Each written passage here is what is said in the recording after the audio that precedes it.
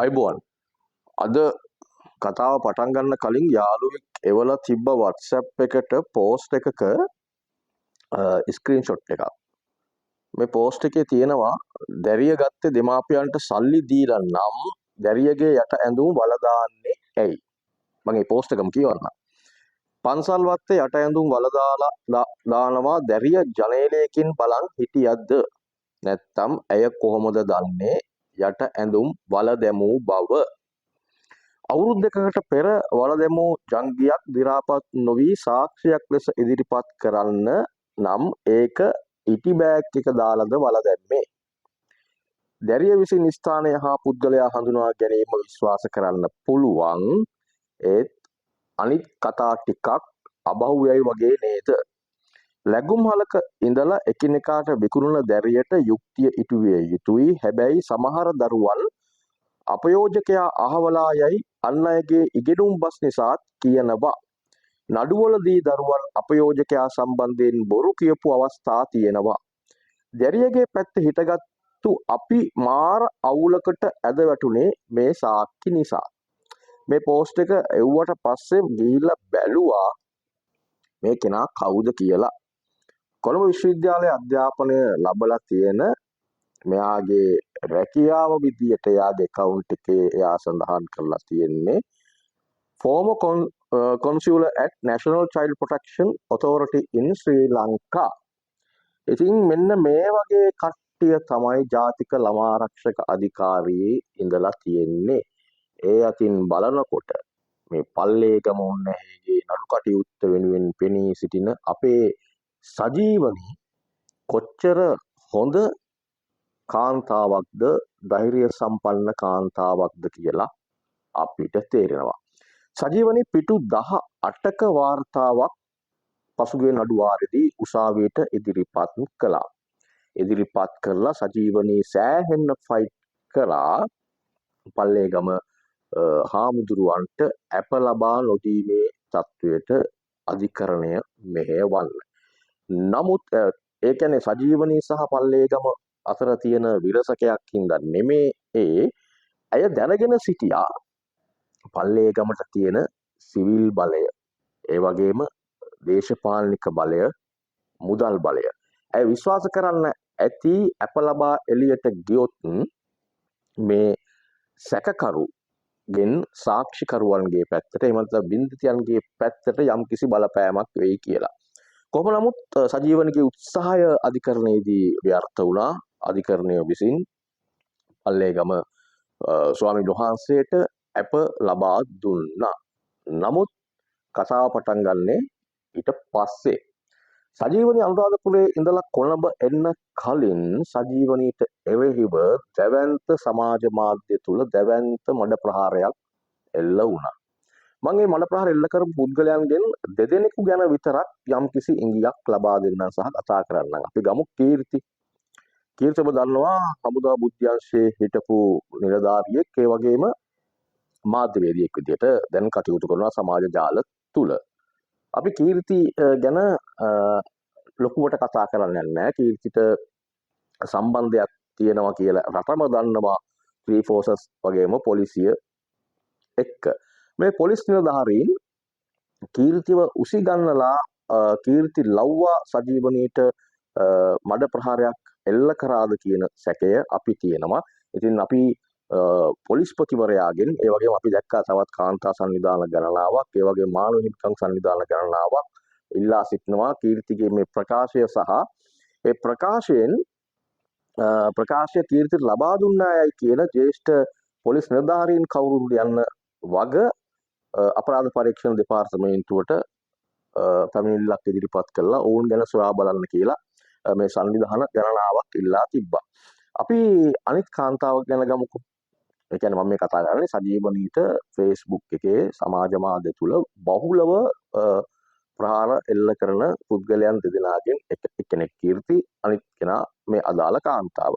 මේ කාන්තාව කලින් අපි හඳුනාගත්තේ UHRO කියන මානව හිමිකම් සංවිධානයේ ඉඳලා පස්සේ කාලෙක ඒ සංවිධානයෙන් ඉවත් වුණා.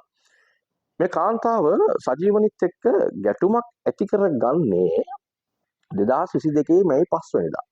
2022 මැයි 5 ඔබට මතක නම් මුළු රාජ්‍ය සේවයේම නිලධාරීන් එවකට ජනාධිපති ගෝඨාභය රාජපක්ෂ ධූරයෙන් පහ කරන්න කියලා අරගලයට සහයෝගය පළ කරමින් මේ මාර්තු 5 රාජකාරි වලින් බැහැරව සිටිය එහෙම නැත්නම් අරගලයට සම්බන්ධ වුණා. එදා ජාතික ළමා ආරක්ෂක අධිකාරියේ හෙල්ප් සෙන්ටර් එක නැත්නම් කෝල් සෙන්ටර් එක වැඩ කරන්නේ නැහැ කියලා තමයි මේ කාන්තාව සජීවනිත් එක්ක මුල්ම විරසකය පටන් ගන්නෙ. ඊට අමතරව පුවත්පත්වල යම් යම් තොරතුරු පළ වුණාට පස්සේ මේ කාන්තාව ඒව කපාගෙන ඇවිල්ලා ජාතික ළමා ආරක්ෂක අධිකාරියට ගිහිල්ලා සජීවනී අධ්‍යක්ෂක ධූරය දරන එම අංශයට ගිහිල්ලා ඒව නැවත වතාවක් සමාජ මාධ්‍ය තුල පළ කරන අවස්ථා සහ ඒ කියන්නේ සිවිල් බලයක් ගොඩනගා ගැනීමේ අවස්ථාවක් බොහෝ වෙලාවට ජාතික ළමා ආරක්ෂක අධිකාරිය හඳුනාගෙන තිබ්බා. ඉතින් සමහර දේවල් නිසා යම් යම් පරීක්ෂණ වලට බාධාවක් එල්ලවන නිසා ජාතික ළමා ආරක්ෂක අධිකාරිය මෙම කාන්තාවට යම් යම් තොරතුරු ලබා දීම ප්‍රතික්ෂේප කළා තියෙනවා. ඒ ප්‍රතික්ෂේප කිරීම තුර තමයි සජීවනී සහ ඇය අතර ඝට්ටණය ඇතිවන්නේ. ඝට්ටණය දඩමීමා කරගෙන තමයි ඇය තමන්ගේ සමාජ මාධ්‍ය තුල පල්ලේගම ස්වාමින් වහන්සේට එරෙහිව කතා කරන ගමන් මේ පොලිසිය කෙවිතකින් දක්කගෙන ගිහිල්ලා මේ විමර්ශන කටයුතු වලට මේ නින්දිත දැරිය වෙනුවෙන් බරපතල ලෙස පෙනී සිටින සජීවනට ප්‍රහාර එල්ල කරන්න කියලා අපි මේ මොහොතේදී මතක් කරන්න ඕන. ඊළඟට තමයි අපිට හමු වෙනවා මහේෂ් කොටුවැල්ල නීතිඥවරයා. මේ නීතිඥවරයා ඉදිරිපත් උනේ පල්ලේගම ස්වාමීන් වහන්සේගේ පාර්ශ්වයෙන් කියන්නේ විත්ති පාර්ශ්වය වෙනුවෙන් ඉදිරිපත් වෙච්ච නීතිඥයෙක්. අපි මේ ඉදිරිපත් වීම සහ ඔහුගේ වෘත්තීය සම්බන්ධයෙන් අපි කතා බහට ලක් කරන්න යන්නේ නැහැ. නමුත් ඔහු එහිදී ජනමාධ්‍යයට ඉතා බරපතල ප්‍රකාශයක් කරනවා. ඒ කියන්නේ අනුරාධපුරයේ ගත්තොත් ළමයි ඈත ගම්මානවල අනුරාධපුරයේ ඈත ගම්මානවල ළමයි 10ක් 12ක් මේ ආකාරයේ අතවරයට ලක් වෙනවා. ඒ නිසා මේ පල්ලේගම ස්වාමින් වහන්සේට එල්ල වෙන චෝදනාවත් ඒ අර 10ක් 12ක් අතර අතවරයට පත්වන නිසා මේකත් ඉන් එක් සිදුවීමක් යයි හැඟවෙන ප්‍රකාශයක් තමයි ඔහු එදා ජනමාධ්‍ය හමුවේ කරේ. ළමා අයිතිවාසිකම් වල ළමයින්ට එරෙහි ප්‍රකාශ කිරීමත් අපරාධමය වරදක් කියලා අපි මෙම නීතිඥ කොටුවැල්ල මහත්මයාට මතක් කරන්න කැමතියි. මොකද කොටුවැල්ල මහත්මයා නියෝජනය කරන දේශපාලන ප්‍රවාහය තමයි මේ වන විට සර්ව ජන බලය. සර්ව ජන බලය කියන්නේ අපි හිතවත් දිලිත් ජයවීරගේ channel එක. මේ channel එක ආරම්භ කරන්නෙම උදෑසන දැහැමි දෙරණ කියලා ආරම්භ කරන්නෙම පල්ලේගම ස්වාමීන් වහන්සේ ප්‍රමුඛ මහා සංඝරත්නයේ පිරිත් දේශනාව කරලා. ඒ වගේම තමයි දේශපාලක වශයෙන් පල්ලේගම ස්වාමීන් වහන්සේගේ පැත්තට කතා කරලා තිබ්බේ සහ දැක්කේ අපි සර්වජන බලය නියෝජනය කරන ජාතික සංවිධායක දිලුම් අමුණුගම පමණයි. එතකොට කොටුවැල්ල මහත්තයාගේ මේ ප්‍රකාශයත් දිලුම් අමුණුගමගේ එම ප්‍රකාශයත් සහ දෙරණේ මාධ්‍ය භාවිතාව සම්බන්ධයෙන්ුත් අපිට යම් සැකයක් මතු වෙනවා. මට ආරංචි විදියට දිලිත්ව මේ දිලුම්ව මේ වෙන විට ළමා හා කාන්තා කාර්යාංශයට කැඳවා තිබෙනවා ඔහු කර ප්‍රකාශය සම්බන්ධයෙන් යම් කිසි ප්‍රකාශයක් සටහන් කර ගැනීමට අපි ඒ පිළිබඳවත් තොරතුරු වාර්තා වුණ සැනින් ඔබට තොරතුරු කියන්න බලාපොරොත්තුවෙන් සිටිනවා.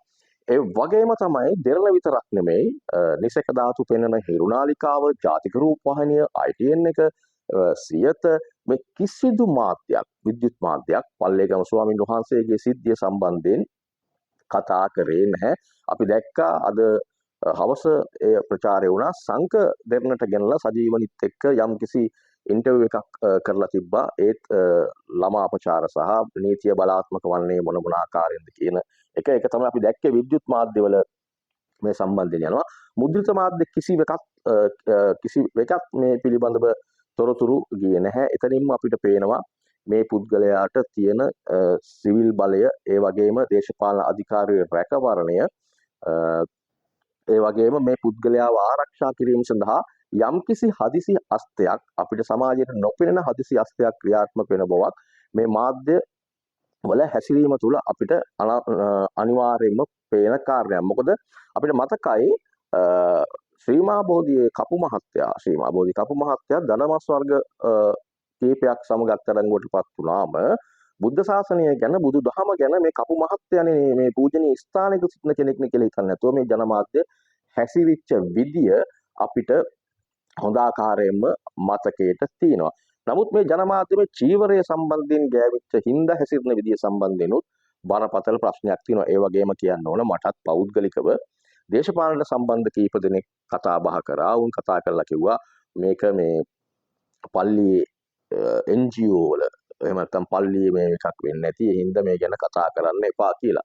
නමුත් මට මේ ගැන මම මේ එහෙම කියද්දිත් ඒ ගැන සොයා බලා මම මේ ගැන කතා කරන්නේ. මෙතන පැහැදිලිව පේනවා යම්කිසි වැරද්දක් සිදු වෙලා තියෙනවා. මේ වැරද්දට සාධාරණයක් අනිවාර්යෙන්ම ඉෂ්ට විය යුතුයි කියන මතයේ මා ඉන්නවා. ඒ නිසා තමයි මම මේ සිද්ධිය පිළිබඳව කතා කරන්නේ. මේ කතා කිරීමේදී මට තව දෙයක් කියන්න ඕන. 2025 ඔක්තෝබර් 30 වෙනිදා ඔස්ට්‍රේලියාවේ මෙල්බර්න් ප්‍රාන්ත අධිකරණය අපූරු නඩු තීන්දුවක් ලබා දුන්නා. ඒ නඩු තීන්දුව චෝදනා 17ක් යටතේ වරදු කරන ලැබුවේ නාඋටුන්න විජිත කියලා මෙල්බර්න් නුවර ධම්මසරණ විහාරස්ථානයේ වැඩ වාසය කරපු ස්වාමීන් වහන්සේ නමක් තමයි මෙල්බර්න් ප්‍රාන්ත අධිකරණය ස්වාමීන් වහන්සේ නිදහසට කරුණු ඉදිරිපත් කරද්දිත් ජූරි සභාව මගින් ඒකමතිකව තීරණය කරලා වැරදිකරුවෙක් කරේ. මේ ස්වාමීන් වහන්සේ වැරදිකරුවෙක් වීමට අදාළ සිද්ධිය තමයි 1994 වසරේදී මේ ස්වාමීන් වහන්සේ නමින් එවකට බාල වයස්කාර දැරියන් 6 දෙනෙක්ට සිදු වුණා කියන ලිංගික අපයෝජන චෝදනාව. මේ ගෑනු ළමයි දැන් ඔබ කල්පනා කරනවා ඇති 1994 මේ සිද්ධ වුණා නම් ඊට අවුරුදු 30කට පස්සේ ඇයි මේ උසාවියට මේ සිද්ධිය ගෙනල්ලා මේ ස්වාමීන් වහන්සේ වැරදිකරු වෙන්නේ කියලා. ඔස්ට්‍රේලියාවේ මෙල්බර්න් ඒ නඩු නිමිත්ත පිළිබඳව හොයලා බලලා විස්තර යනකොට ඒ දරුවන් කියලා තියෙන්නේ අපි පොඩි කාලේ පන්සලේදී සිදුවෙච්ච මේ අකරතැබ්බය ගැන අම්මලට කිව්වත් අම්මලට තියෙන ශාසනික ලබ්ධිය ශාසනික බැඳියාව නිසා නෑ අපේ ආමුදුරුවෝ එහෙම කරන්නේ නෑ වගේ අදහසකින් මේ ගැන එළියට කියන්න එපා කියලා රඳවගෙන තිබ්බා. නමුත් ඔවුන් වැඩිවියටපත් වුණාට පස්සේ වැඩිමහලුන් බවටපත් වුණාට පස්සේ එදා පන්සලේ සිද්ධ වෙච්ච දේ මොකක්ද කියලා ආපස්සට හිතලා බලලා තමයි ඔවුන් අධිකරණය හමුවේ නඩු පවරලා ඒ ස්වාමීන් වහන්සේව වැරදිකරුවෙක් බවට පත් කළේ. මේ වගේම අපි මතක් කරන්න ඕන නැවත වතාවක් දැන් සජීවනීට එල්ලවන චෝදනාව සම්බන්ධයෙන් විශේෂභාර කැබිනට් අමාත්‍යවරිය බරපතල නිහඬියාවක් මේ වන තුරු අනුගමනය කරමින් ඉන්නවා. පෞද්ගල දවසක පාර්ලිමේන්තුවේදී චාමර සම්පත් අමාත්‍යවරයා ප්‍රකාශ කරනවා මාතර දිස්ත්‍රික්කයේ නියෝජනය කරන මේ රජයේ ප්‍රබල කැබිනට් අමාත්‍ය ධූරයක් දරන කෙනෙක්ගේ දුවක් එංගලන්තයේ ඉගෙන ගන්නවා. ඇයට සම්පූර්ණ අනුග්‍රහය දක්වලා තියෙන්නේ මේ රාජා නැමැති දෙමළ ඩයස්පෝරාවට සම්බන්ධ පුද්ගලෙක්. එම දියණිය නැවතී ඉගෙන ගන්නේ මේ රාජා කියන පුද්ගලයාගේ නිවසේ කියලා. ඒ හා සමගම අපි දකිනවා හරණි අමුරුසූරිය අගමැතිවරියගේ එංගලන්ත සංචාරය සිදුවන අවස්ථාවේදී මේ සරෝජා පෝල්රාජ් සාවිත්‍රි පෝල්රාජ් එංගලන්තයේ ඒ දියණිය ඉන්න ප්‍රාන්තයේම සංචාරයක ගිහිල්ලා ලංකාවේ මෙච්චර ප්‍රශ්නයක් තියෙද්දි ඒ ගැන වගේ වගක් නැතුව එක්සත් ජාතීන්ගේ සංවිධාන සමග එකතු වෙලා මේ ළමයින්ට කරන්න ඕන ළමයිගේ උන්නතියට කාන්තාවගේ අභිවෘද්ධියට කරන්න ඕනේ මොනවද කියලා ගැන සාකච්ඡා කරනවා. එතකොට චාමර කියපු ඒ කතාවක් මොකද සරෝජා පෝල්රාජ් අපි දන්නවා ඇය ගමන් කරලා තියෙන විදේශ සංචාර ගත්තම වැඩිපුරම තියෙන්නේ එංගලන්තයට ගිය අවස්ථාවක් තමයි එක සැරයක් අපි දැක්කා චෝදනාවක් එල්ලවනවා ගුවන් යානාවේ ලයිට් ඕෆ් කරනකන් ඉඳලා වුන් ගමන් ගත්ත පන්තියේ ටිකට් එක නැතුව ව්‍යාපාර පන්තියේ ටිකට් එකකට ගිහිල්ලා ඉඳගෙන හවුනා කියලා කතාවකුත් යනවා. ඉතින් මම අද දවසක මාධ්‍යවේදීගේ පෝස්ට් එකකට කමෙන්ට් එකක් දැම්මා සරෝජා කෝ මේ සජීවනි ගැන කතා කරන්නේ නැත්තේ ඇයි මේ දරුවා ගැන කතා කරන්නේ නැත්තේ කියලා මම පෝස්ට් එකක් දැකලා මම ඒකට දැම්මා පොඩ්ඩක් ඉන්න එංගලන්තේ ගිහිල්ලා වෙලා දුව බලලා මහන්සි නිවුණාට පස්සේ සමහර විට කතා කරයි කියලා. සජීවනි ගැන මෙතෙක් කිසිවෙක් නොදන්න තොරතුරක් තියෙනවා. ඒක මොකක්ද දන්නවද? දැන් 26 වෙනිදා මේ නඩුව නැවත වතාවක් විභාගයට ගන්නවා. දැන් ආණ්ඩුවේ සූදානමක් තියෙනවා 26 නඩුවාරයෙන් පස්සේ සජීවනීව ස්ථානමාරුවක් ලබා දෙන. කියන්නේ සජීවනීට ස්ථානමාරුවක් ලබා දීමේ සූදානමක් ආණ්ඩුවේ තිබෙනවා. මේ ස්ථානමාරුව ලබා දෙන්නේ දඬුවම් මාරුවක් විදියට නම් නෙමෙයි. ඇයව ඉන්න තත්ත්වයෙන් යම්කිසි උසස් වීමක් ලබා දීලා ඇගීමකට ලක් කරලා ජාතික ළමා හා කාන්තා කාර්යාංශයෙන් ඇයව ඉවත් කිරීමේ වැඩපිළිවෙලක් යනවා කියලත් අපිට ආරංචියක් තියෙනවා. අපි මේ ගැනත් සැලකිලිමත් ඉන්නවා, අවධානයෙන් ඉන්නවා. ඒ වගේම පොලිසිය ගැන නම් කතා කරලා වැඩක් නැහැ. මොකද පොලිසිය මේ සිද්ධියේදී වෙච්ච හැසිරීම කොහොම හැසිරීමක්ද සිද්ධ වුණේ කියන එක ගැන මේ මුළු සමාජයක්ම මේ වෙනකොට කතා වෙනවා. ඒ වගේම තමයි පොලිසියට අපල කාලයක් මේක කියලා මම කියන්නේ. කිව්වොත් නිවැරදි. ඒ කියන්නේ උතුරේ සැමරුම් සිදුවෙච්ච දේවල් පොලිසිය Facebook පිටුවේ ඔවුන් එක දාලා උන් එඩිට් කරා. ඒක සෑහෙන අවස්ථාවල එඩිට් කරා. ඒක අවස්ථාවක රණවිරුවන් සමරන්න මේ පුද්ගලයන් ගියා කියලා ඔවුන් සඳහන් කරලා තිබ්බා. ඒකත් පස්සේ එඩිට් වුණා. මොකද අපි දන්නවා ලංකාවේ ඒකීයත්වය වෙනුවෙන් ජීවිත පූජා කරපු රණවිරුවන් සමරන්න යන කිසිවෙක් තමන්ගේ පිටේ ඊලාම සිතියම එම නැත්නම් LTT සංවිධානය විසින් ප්‍රකාශ කරපු ඊලාම් සිතියම ප්‍රදර්ශනය කරන ටී-ෂර්ට් ඇඳගෙන යන්නේ නැහැ. නමුත් මේ පොලිස් Facebook පිටුවටත් TikTok පිටුවටත් account එකටත් අපේ රටේ මිනිසුන් මේ අදාළ ඡායාරූප කමෙන්ට් කරාට පස්සේ මම පෙරවතාවදිත් කිව්වා ඔවුන් සූදානම් ඔවුන් TikTok account එක අක්‍රිය කරා දවසකට. ඊට පස්සේ සමාජයෙන් එල්ලවෙන බරපතල චෝදනාව නිසා පොලිසියට සිද්ධ වුණා අර 30ක් විතර ගිය බයිසිකල් සෙට් එකේ 3 දෙනෙක් විතරක් හෙල්මට් දාගෙන ගියේ නෑ කියන වරදට අධිකරණයට ඉදිරිපත් කරන්න. නමුත් පොලිසියට අමතකද ත්‍රස්තවාදී සංවිධානයක් එහෙම නැත්නම් ලංකාවේ තහනම් සංවිධානයක් ප්‍රවර්ධනය කරපු ටී-ෂර්ට් ඇඳගත්ත ඒ කල්ලිය අත්අඩංගුවට අරගෙන ඒ යටතේ දඬුවම් කළ යුතුයි බව පොලිසියට අමතක වෙලා තියෙනවා. ඉතින් ඒ හින්දා මම කියන්නේ පොලිසිය ගැන මෙතනින් එහාට කතා කරලා වැඩක් නැහැ. අපි 26 වෙනිදා බලාගෙන ඉමු මේ නඩුවට මොකද වෙන්නේ කියලා. ඊයේ ඒ වගේම මතක් කරන්න ඕන ඊයේ මහරගම තිබුණා මහරගම සුමෝරා රිසෙප්ෂන් හෝල් එකේ සමාජ ජාල ක්‍රියාකාරීන් ගෙන්නලා ආණ්ඩුවට සම්බන්ධ සමාජ ජාල ක්‍රියාකාරීන් ගෙන්නලා පොඩි උත්සවයක් තිබ්බා. මේකට ජනාධිපතිවරයාත් එක් අවස්ථාවක සම්බන්ධ වුණා. මේ උත්සවේ දකින්න පුළුවන් වුණා අපේ වෛද්‍ය නජීත් නැත්නම් ආකාශ නිලුපුල් කියලා අනුවර්ත නාමයෙන් හඳුන්වන නජීත් හිටියා. ලක්මාලි හේමචන්ද්‍ර හිටියා. ඒ වගේම ජනාධිපති නව මාධ්‍ය අධ්‍යක්ෂක කියන සමාජ ජාල මාධ්‍ය අධ්‍යක්ෂක සිසිර සෙන්පති හිටියා. මේදී ඔවුන් මේ රටේ බොහෝ දේවල් ගැන කවුන්ටර් ඇටැක් කරන්න ඕන කියන එක කතා කරා. මේ අවස්ථාවේදී පල්ලේගමගේ සිද්ධියත් ඇදිලා ආවම ජනාධිපතිවරයා ප්‍රකාශ කළා යයි අපට ආරංචි වන්නේ ඕක වසර ගණනාවක් පැරණි සිද්ධියක්. ඕක නමුත් ඔය මේ තියෙන උණුසුම මැකුණාට පස්සේ නිකන් ඕක යයි ඕක අල්ලන්න එපා කියලා. හැබැයි එක දෙයක් අපි දැක්ක මේ ආපු 300ක් වගේ පිරිසක් මේ අවස්ථාවේ වෙලා හිටියා. එතෙන්දී අපි දැක්ක දෙයක් තමයි මේ ගොඩ දෙනෙක් තමන්ගේ ප්‍රතිවිරුද්ධ මත දරන පුද්ගලයින්ගේ වෝල් වලට ගිහිල්ලා කුණුහරුප කමෙන්ට් කරන ඒ වගේ පිරිසක් තමයි හිටියේ. නමුත් මාලිමාව ගේන්න වැඩ කරපු කන්ටෙන්ට් රයිටර්ස්ලා එහෙම නැත්නම් අලුත් මතවාදයක් සමාජගත කරන්න ඕන පිරිස් මේ අවස්ථාවට සහභාගී වෙලා හිටියේ නැහැ. මේ සිද්ධි තමයි අද කෙටියෙන් අපිට කතා කරගන්න උවමනාව තිබ්බේ. 26 වෙනිදා ගැන පොඩ්ඩක් අවධානයෙන් ඉඳලා මේ නඩුවට මොකද වෙන්නේ සහ 26 වෙනිදාන් පස්සේ ජාතික ළමා ආරක්ෂක අධිකාරියේ නීතිය බලාත්මක කරන නිලධාරිනිය සංජීවනීගේ තනතුරට මොකද වෙන්නේ කියලාත් අවධානයෙන් එමු. මොනවා වුණත් කොන්ද කෙලින් තියන මේ වින්දිත දැරිය වෙනුවෙන් පෙනී සිටපු සජීවනීට අපි හිසනමා නැවතවතාවක් ආචාර කරනවා. අපි ආරාධනා කරනවා අපේ channel එක subscribe කරලා නැත්නම් subscribe කරන්න එන්න කියලා. idea tv නාලිකාව subscribe කරන්න. අපි හෙට දවසේදී මෙවැනිම කාලින දෙයකින් හමු වෙමු. එතෙක් ඔබට ජය හා සතුට.